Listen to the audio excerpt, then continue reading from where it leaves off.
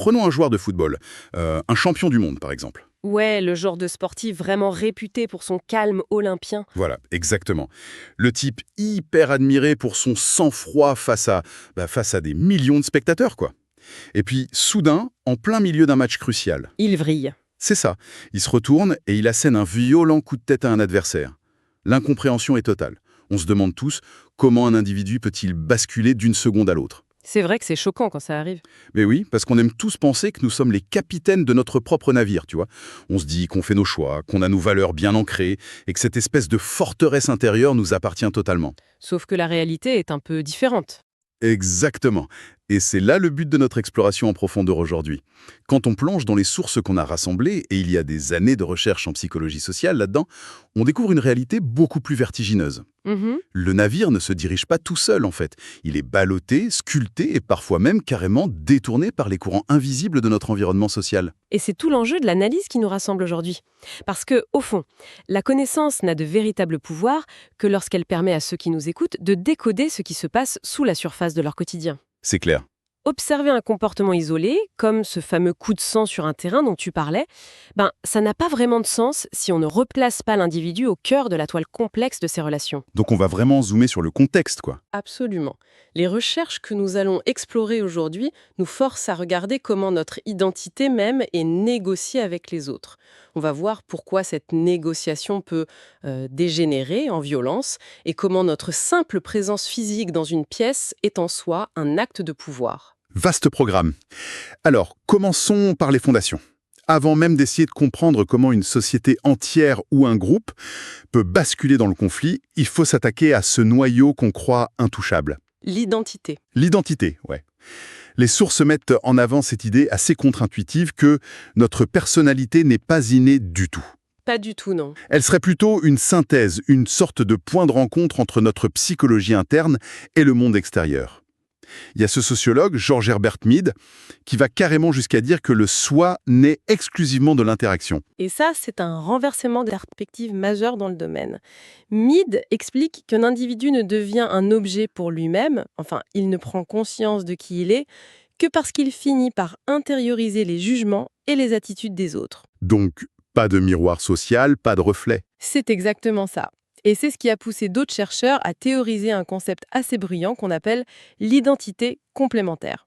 Le concept de Laing notamment. Ah oui, cette partie m'a beaucoup marqué. Mais l'idée centrale, c'est que la plupart de nos rôles exigent littéralement l'existence de quelqu'un d'autre pour s'actualiser.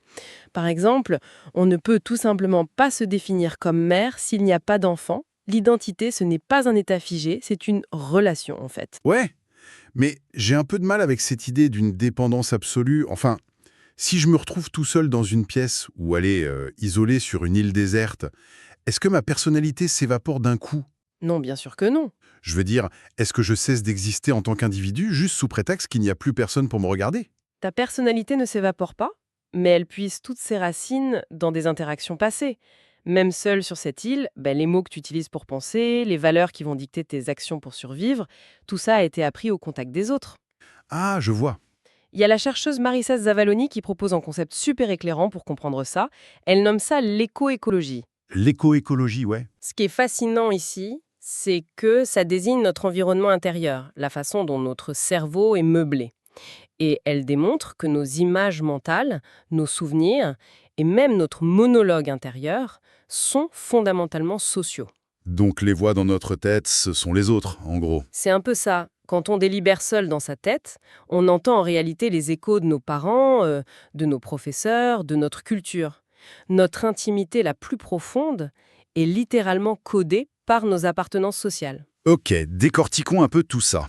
Si je pousse la logique jusqu'au bout, notre identité n'est vraiment pas un noyau dur qu'on protégerait à l'intérieur de nous. Ce serait plutôt comme un immense palais des glaces. Une très belle image, ouais. On déambule à l'intérieur de ce palais et on ne parvient à voir qui l'on est qu'à travers les reflets que nous renvoient tous ceux qui nous entourent et aussi les structures de la société. Et pour filer cette métaphore du palais des glaces, on peut légitimement se demander qui a fabriqué ces miroirs, tu vois, et comment ils sont orientés. C'est vrai, les miroirs peuvent déformer la réalité. Voilà. Et c'est là qu'interviennent des approches plus critiques. Il y a une approche sociologique dialectique, très inspirée des travaux de penseurs comme Karl Marx ou Alain Touraine, par exemple. Oui, Et là, on précise bien pour notre public qu'on reporte simplement ces théories avec une stricte neutralité. L'idée, c'est juste de comprendre leur grille de lecture. Tout à fait. Sans prendre parti, c'est hyper intéressant de voir comment ils décrivent ce mécanisme. Pour eux, les miroirs de la société imposent parfois une fausse identité. Une identité fabriquée par le système, quoi. C'est ça, un rôle dicté par la société pour maintenir un certain ordre ou même une domination économique. L'individu se retrouve aliéné, il joue un rôle qui, au fond, ne lui appartient pas vraiment. Et donc, la vraie identité dans tout ça. Eh bien, selon cette approche, la vraie identité naît justement lorsqu'on brise ce miroir. Souvent à travers le conflit, la lutte sociale ou la revendication, pour reprendre le contrôle de son reflet.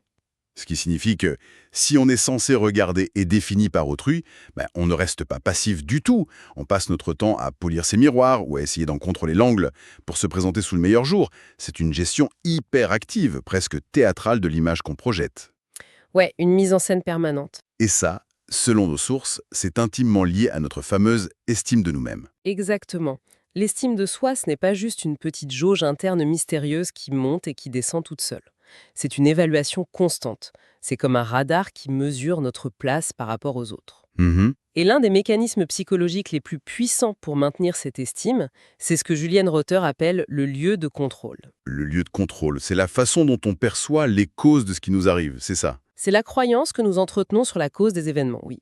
Si on a un contrôle dit interne, on pense que nos propres actions ont un impact direct sur ce qui nous arrive. On se sent aux commandes. Voilà. Mais si on a un contrôle externe, à l'inverse, on a l'impression d'être totalement à la merci du hasard, du destin ou du système. Et ce qui m'a vraiment frappé dans les sources, c'est que cette simple perception du monde, cette façon de voir les choses, modifie la biologie même de notre corps. Oui, c'est incroyable. Il y a l'étude de Buhlmann et Wortmann qui est stupéfiante là-dessus. Ils ont étudié des personnes victimes d'accidents graves de la route. On pourrait logiquement se dire que ceux qui s'en sortent le mieux, psychologiquement parlant, ce sont ceux qui rejettent toute la faute sur l'autre conducteur ou sur la malchance. On se dirait ça, oui. Mais c'est l'inverse absolu. Les patients qui assument une part de responsabilité, qui se disent « Ah, j'aurais peut-être pu faire quelque chose différemment », ils guérissent plus vite. Physiquement, comment on explique un truc pareil ? Le mécanisme derrière cela est en fait lié à la réduction du stress chronique. Quand on rejette tout sur l'extérieur, on se positionne en victime totale. Ce qui est angoissant. Très angoissant. Ça génère une anxiété et un sentiment d'impuissance qui font grimper en flèche le niveau de cortisol. Et le cortisol, ça inhibe le système immunitaire. Ah, d'où la guérison plus lente. C'est ça. Alors que se dire « j'ai eu un rôle à jouer », même dans un événement aussi tragique, c'est reprendre le contrôle du récit. Cette réappropriation diminue la détresse biologique, parce que le cerveau perçoit que l'environnement n'est pas totalement chaotique. C'est la puissance vertigineuse du maintien dans notre intégrité identitaire. C'est là que ça devient vraiment intéressant. Parce que cette volonté de faire pour réparer notre image quand elle est menacée, elle peut nous pousser à des comportements super inattendus. Tu penses à l'expérience de Robert Apsler ? Oui, cette expérience est redoutable. C'est une véritable torture sociale. En gros, les chercheurs ont réuni des jeunes femmes dans une pièce et leur ont demandé de se rendre, mais alors complètement ridicules. Ouais, le malaise total. On leur a demandé d'imiter des bébés en pleine crise de colère, de danser frénétiquement sans aucune musique devant des inconnus au visage de marbre. Bref, la gêne absolue. Et après ça ? Ensuite, dans une seconde phase faussement déconnectée de la première, on leur a demandé, si elles voulaient bien, donner de leur temps pour aider quelqu'un dans un autre projet. Et devine quoi ? Celles qui avaient subi les pires humiliations se sont littéralement jetées sur l'occasion d'aider. Une surcompensation spectaculaire. Elles surcompensaient à fond, ouais. Ce qui prouve bien que l'entraide, dans ce contexte ultra précis, n'avait rien d'un altruisme désintéressé. C'était une stratégie d'urgence pour colmater une identité qui venait de prendre un coup critique. Regardez, je suis quand même quelqu'un de bien. Exactement. En se montrant extrêmement serviables, ces personnes s'assuraient de restaurer une image sociale positive aux yeux du groupe. C'est une négociation perpétuelle. Et d'ailleurs, ça évolue avec l'âge et ça diffère selon les attentes culturelles liées au genre. Oui, les données montrent une trajectoire hyper asymétrique. En vieillissant, les hommes gagnent souvent en confiance liée à leur statut professionnel ou social. Mais les enquêtes révèlent qu'ils perdent en capacité à exprimer la tendresse. Comme si le rôle social masculin finissait par scléroser l'expression des émotions, quoi. C'est exactement ça. Alors que chez les femmes, la pression exercée sur les normes esthétiques fait souvent baisser la confiance physique avec le temps, mais on observe en parallèle un gain cognitif massif en matière de compréhension de l'autre et d'empathie. Et cela met super bien en lumière l'analyse du sociologue Michel Crouzier. Il expliquait que cette adaptation constante à ce que la société attend de nous, c'est ce qu'il appelle une présentation stratégique. Une présentation stratégique ? Oui, on met en avant certaines facettes de nous-mêmes et on en cache d'autres, tout simplement pour conserver une marge de manœuvre, pour ne pas être totalement vulnérable dans nos relations. Mais là, honnêtement, il y a de quoi devenir cynique. Si on passe notre vie à masquer notre véritable nature pour garder le contrôle, si on aide les autres juste pour réparer notre honte, si on ajuste nos sentiments pour correspondre à des rôles de genre, enfin, sommes-nous condamnés à jouer perpétuellement un rôle sur la scène sociale? La notion même d'authenticité n'est-elle qu'une vaste illusion? Alors, il faut dédramatiser cette idée. Cette présentation stratégique de soi n'a rien d'un calcul machiavélique ou d'un mensonge pervers. C'est avant tout un mécanisme de survie sociale tout à fait sain. C'est rassurant. Mais sans cette capacité à adapter notre comportement aux attentes de l'environnement, toute interaction deviendrait brutale, imprévisible et franchement épuisante. Jouer son rôle social permet de fluidifier la vie en société. Le lubrifiant social, quoi. Exactement. Le véritable danger n'apparaît pas quand on joue un rôle, mais quand la tension devient beaucoup trop forte entre l'identité que l'on souhaite projeter et la façon dont la société s'obstine à nous percevoir. Quand il y a un bug dans la matrice. Voilà, quand on n'a plus aucune marge de manœuvre pour négocier qui on est, le système s'enraye. Et c'est là que les choses dérapent. Et c'est là qu'on bascule vers le côté le plus sombre de cette exploration. Quand la diplomatie de l'identité échoue, on voit émerger la violence. Et pendant très longtemps, on nous a vendu une histoire très commode sur les racines de l'agressivité. L'histoire de l'instinct naturel. Oui, des théories anciennes, popularisées par Konrad Lorenz notamment, qui affirmaient que la violence était un simple instinct animal, une sorte de pulsion archaïque logée dans nos gènes, qu'il fallait purger de temps en temps. Un peu comme on vide un réservoir d'eau sous pression. Mais ça, c'est une vision totalement dépassée par la psychologie sociale moderne. Les approches socio-cognitives, menées notamment par Albert Bandura, ont démontré par l'expérience que la violence n'est pas un instinct fataliste. En fait, elle s'apprend. On apprend à être violent, je crois. Oui, on apprend à l'être en observant des modèles, surtout si la société valide ou ne sanctionne pas ces modèles en question. Et cela va encore plus loin avec les travaux vraiment glaçants de Stanley Milgram sur la soumission à l'autorité. Ah oui, l'expérience des chocs électriques. C'est ça. Des individus parfaitement ordinaires acceptent d'infliger des chocs électriques prétendument mortels à des innocents. Pourquoi ? Juste parce qu'une figure légitime, en l'occurrence un scientifique en blouse blanche, prend la responsabilité de l'acte. C'est fou. La violence devient ici une forme d'obéissance, une délégation tragique du lieu de contrôle dont on parlait tout à l'heure. Et ça nous ramène directement à notre exemple de l'introduction, le joueur de football qui explose sur le terrain. Nos sources permettent de démonter un autre grand mythe, la théorie qui lie automatiquement la frustration à l'agression. Beaucoup pensent que si on est frustré, hop, on devient violent. C'est un raccourci très courant. Sauf que, si c'était vrai, chaque embouteillage sur le périph' tournerait au massacre absolu. En réalité, la frustration, ça génère surtout de la tristesse, de l'apathie ou une envie de fuir. Tout à fait. Pour que la frustration mute en une violence destructrice, les chercheurs ont montré qu'il faut un alignement de circonstances environnementales très spécifiques. Les fameux déclencheurs. Voilà. Analysons notre match de football. L'enjeu du championnat crée une pression colossale. L'équipe joue à l'extérieur sous les huées constantes d'un public hostile, ce qui crée un sentiment d'isolement et de menace. Le cocktail commence à se former. Et puis, il fait une chaleur étouffante sur le stade et c'est un facteur physiologique connu pour altérer le jugement. Le score est défavorable, l'objectif s'éloigne. Et par-dessus tout ce contexte déjà hyper saturé, il y a la provocation directe de l'adversaire, une insulte qui vise directement l'identité du joueur. Ouais, j'aime bien imaginer ça comme du code informatique. L'idée de la cocotte minute prête à exploser sous la pression de la frustration, c'est faux. En fait, la frustration, c'est le programmeur qui écrit le code de l'agressivité en arrière-plan. Très bonne analogie. Le code est là, il est latent. Mais pour qu'il s'exécute, il faut que l'environnement appuie sur la touche entrée.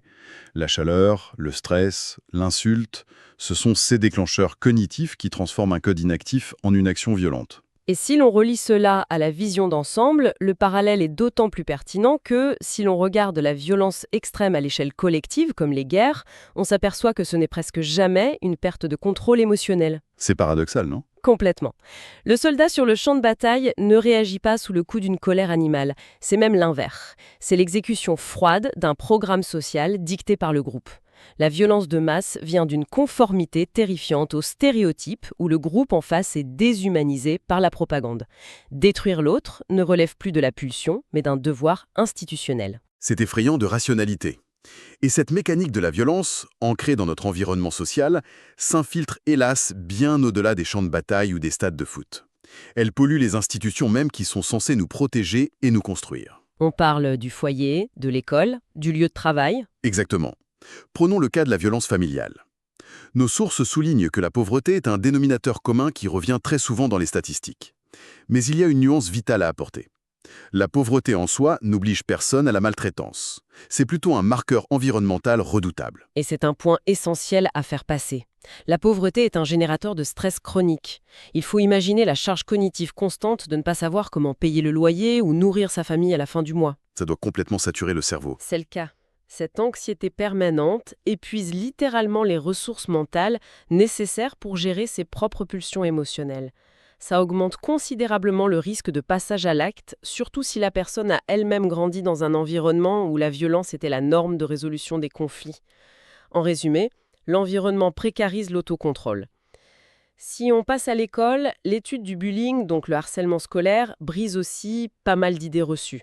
On a souvent, dans la culture populaire, l'image du petit caïd ou du bourreau qui serait en fait un enfant brisé, super mal dans sa peau, qui frappe les autres parce qu'il se déteste au fond de lui. Le fameux cliché du tyran malheureux?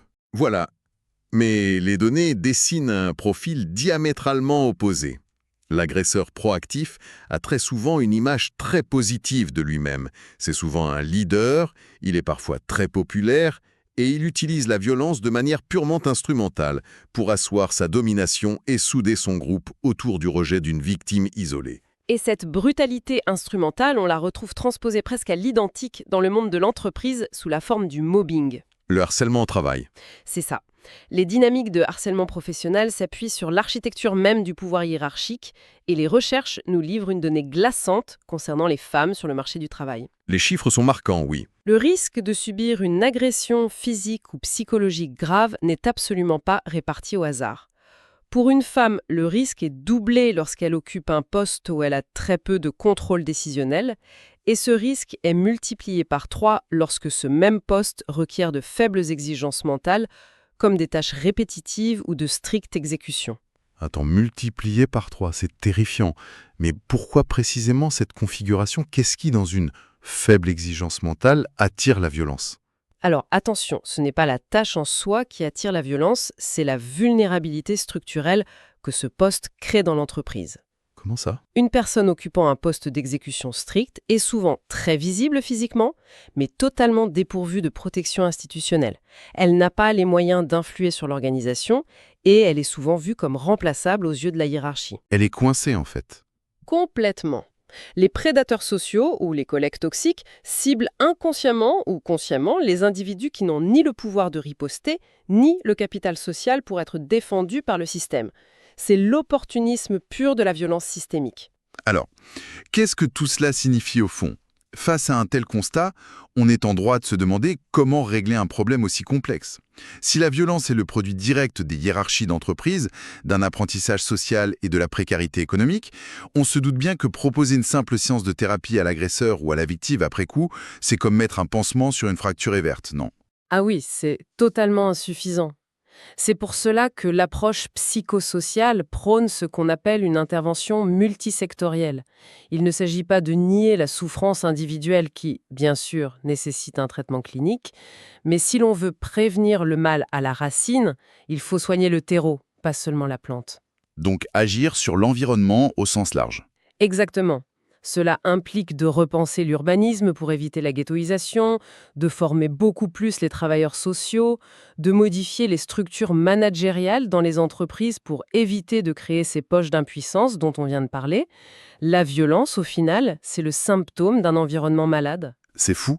Et le fait de mentionner l'urbanisme, ça fait une transition parfaite, parce que ça nous amène au dernier volet de notre exploration. Cet environnement social qui nous forge, ce n'est pas qu'une brume d'interactions invisibles. Non, ça se matérialise. Ça s'incarne littéralement dans la matière, dans le béton, et même dans la disposition des chaises. Le chercheur Harold Prochanski a étudié la façon dont nous nous approprions l'espace.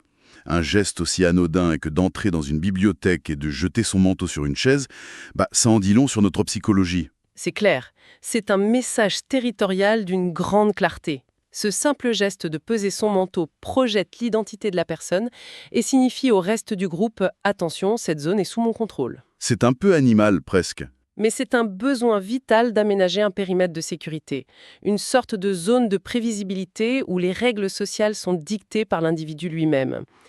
Et la manière dont nous gérons ces frontières invisibles varie de façon spectaculaire selon les cultures. Oui, l'exemple des tribus d'Amazonie, cité dans les recherches, est incroyable. Pour nous, occidentaux, l'intimité, ça nécessite forcément des murs épais, des portes verrouillées, une isolation phonique maximale. La bulle impénétrable. Voilà. Mais dans ces communautés amazoniennes, des dizaines de familles vivent dans une seule immense maison commune, une maloca ouverte de toutes parts, sans aucune cloison intérieure. Pour nous, ce serait le chaos total. Et pourtant, ça fonctionne très bien. Mais oui, parce que pour eux, la règle est super simple. Si une personne se tourne vers le mur extérieur et donc tourne le dos au centre de la pièce, elle est considérée comme socialement absente. Tout le monde respecte cette intimité sans qu'aucun obstacle physique ne soit présent. Le mur n'est pas fait de bois, il est fait de respect mutuel. C'est fascinant. Cette convention sociale illustre à merveille que la sécurité est avant tout une affaire de confiance collective. À l'opposé de ça, si l'on observe l'architecture résidentielle dans de nombreuses cultures du Moyen-Orient ou même dans l'Occident bourgeois du XIXe siècle, on voit que l'espace physique a été délibérément pensé comme un outil de ségrégation. Un moyen de contrôle par la brique ? C'est ça. Les murs encerclent, les cours sont intérieurs, les fenêtres sont inaccessibles ou masquées. L'objectif architectural était vraiment de cloîtrer la sphère domestique. Et bien souvent, de confiner les femmes dans un espace invisible, totalement à l'écart de la vie publique. La brique devient le bras armé de la norme sociale. Mais du coup, en observant nos mégalopoles ultra sécurisés d'aujourd'hui, ça soulève une question importante. Si on ressent le besoin constant de construire des digicodes, des barrières, des murs de plus en plus hauts, est-ce que ce n'est pas le symptôme d'une faillite totale de notre confiance sociale ? On essaye de remplacer par du béton armé une convention sociale qu'on ne parvient tout simplement plus à maintenir. C'est une excellente lecture de la situation, franchement. Moins on se sent capable de négocier pacifiquement notre identité et notre sécurité avec nos voisins, plus on fige cette séparation dans la matière. On se barricade parce qu'on a perdu le mode d'emploi du vivre ensemble, en fait. Exactement. Bon, le voyage conceptuel que nous venons de faire est dense, mais il remet tellement de choses en perspective. On a commencé par réaliser que notre moi profond, qu'on croyait si indépendant, n'est en fait qu'un miroir nourri par nos interactions. Ouais. Ensuite, on a vu qu'on passait notre temps à adapter cette image pour survivre socialement. On a décodé la violence, non pas comme une colère animale, mais comme la tragique défaillance de cette négociation identitaire, souvent exploitée par des environnements toxiques. Et enfin, on a compris que notre besoin de contrôle finissait par se mouler dans l'architecture même de nos maisons. Un vrai parcours complet. Et si on prend le temps de décortiquer toutes ces forces avec notre public, c'est pour une raison précise. La psychologie sociale ne cherche pas à nous dire que nous sommes des simples marionnettes. Non, au contraire, c'est plutôt libérateur. Totalement. Comprendre l'influence de l'autorité, savoir comment la frustration se combine au contexte, analyser comment les structures d'entreprise créent des cibles, c'est la première étape pour reprendre du pouvoir. En devenant conscients des fils qui tirent nos comportements, nous acquérons la capacité de les remettre en question et d'aménager un environnement plus sain. C'est le passage d'une soumission aveugle à une citoyenneté critique. C'est joliment dit. Et pour clore cette réflexion, je repense à notre tribu d'Amazonie, qui parvient à trouver refuge simplement en tournant le dos au reste du groupe. Depuis l'aube de l'humanité, nos limites, notre sécurité et notre identité se sont définies par des référents physiques. Un regard qu'on évite, une distance corporelle qu'on maintient. Mais que se passe-t-il aujourd'hui à l'ère numérique ? Nous passons des heures incalculables dans un cyberespace infini, totalement dénué de murs, dénué de corps, où la proximité est gérée par des algorithmes invisibles. Sans corps physique pour tourner le dos, comment pouvons-nous recréer ces conventions d'intimité ? C'est une vraie bonne question. Est-ce que cette absence de repères charnels ne serait pas justement le terreau idéal pour des violences désincarnées et complètement hors de contrôle? C'est une réflexion que l'on peut tous continuer à mûrir. Un défi majeur pour notre époque contemporaine, en effet. Merci à tous d'avoir suivi cette analyse détaillée. Merci de nous avoir accompagnés dans cette exploration en profondeur de Deep Dive. Restez curieux, analysez ce qui vous entoure et à très bientôt pour décrypter de nouvelles idées.